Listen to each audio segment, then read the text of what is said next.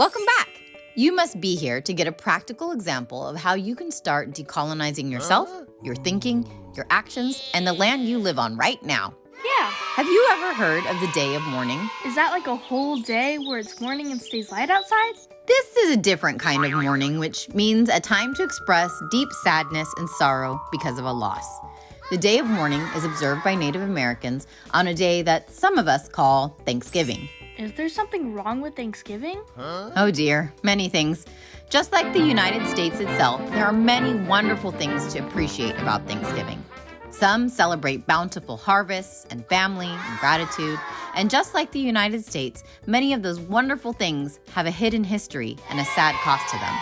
What does Thanksgiving mean to you? For my family, it's about expressing gratitude for all that has brought my family to this place. Thanksgiving means many things to many people. Some may associate it with giving thanks like you. Many have some idea of the history behind the holiday. Some of us may have even heard about the day of mourning. Some may realize the history and legacy of injustice tied to the holiday and want to throw it out altogether. Or some may feel like clinging even tighter to this American cultural tradition that seemingly focuses on family and gratitude. It sounds complex to celebrate Thanksgiving on stolen land. It is, but it's possible if we're willing to see and say, not this, and change our traditions, our minds, our hearts. Where do we start? The first step to decolonize Thanksgiving is to learn about its history, which could be a whole other lesson. So, suffice it to say, much of what we have been taught about Thanksgiving ranges from inaccurate to entirely false narratives that harm indigenous people. Check out the links below. Okay, so we learn about the real stories and the harmful lies behind Thanksgiving. That recenters the story and the way we observe the holiday. And then we... Almost.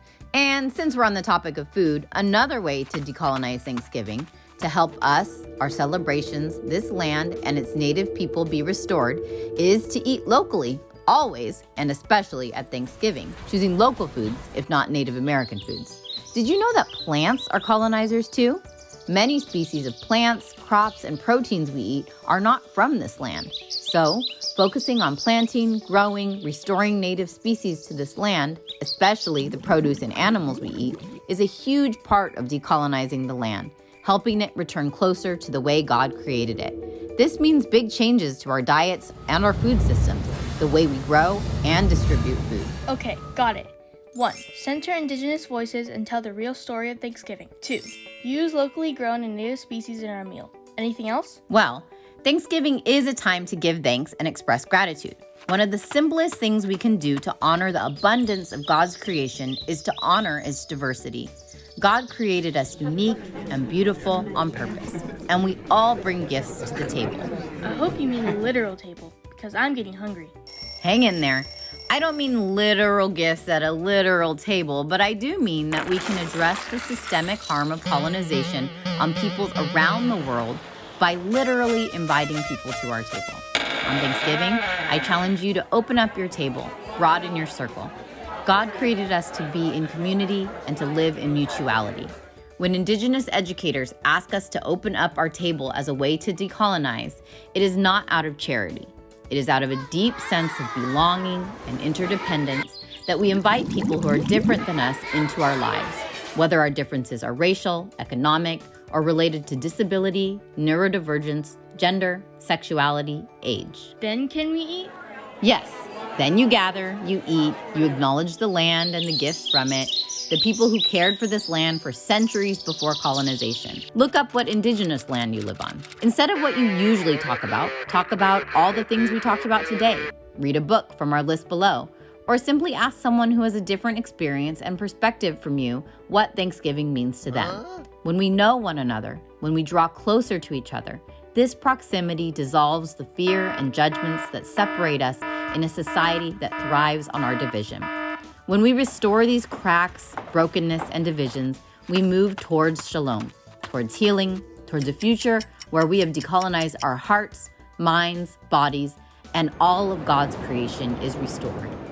Whoa, it's all that easy and it's all that hard. What else can I decolonize besides Thanksgiving? Literally everything in some way. Decolonizing requires discomfort. It means we have to face our shared history and how we continue to benefit from it. and it requires us to sacrifice comforts in order to usher in a community of equity, unity, wholeness, shalom.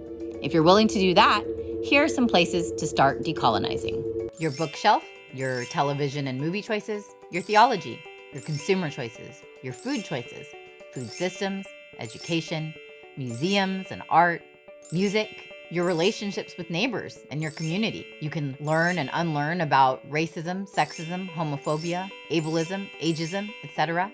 You can learn more about environmental justice. You can learn about the land you live on and its original stewards. And you can learn about and support rematriation efforts locally, nationally, and globally. All right, say bye. Bye. Can't see you, sis.